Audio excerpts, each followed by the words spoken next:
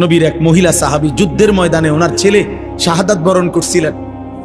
শহীদের পবিত্র লাশ, ছেলের লাশ খুঁজবার জন্য উনি পর্দায় আবৃত হয়ে চেহারা মুখ ডেকে তো লাশের মধ্য থেকে ওনার ছেলের লাশটা খুঁজতেছিলেন। তখন ওইখানে আর লাশ ছাড়া কিছু নাই, জীবিত কোনো মানুষ নাই। তো পিছন থেকে একজন সাহাবী ওনাকে বলছে, হে মা, এগুলা তো সব লাশ, এখানে তো কোনো জীবিত মানুষও নাই।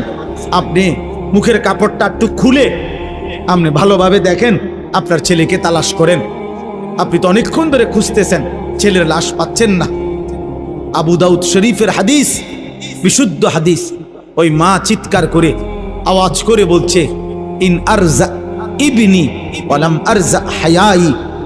হে ঈমানদার, আমি তো আমার সন্তান হারিয়েছি, আমি আমার ইজ্জত, আমার সম্ভ্রম, আমার হায়া, আমার লজ্জা তো এখনো হারাই নাই।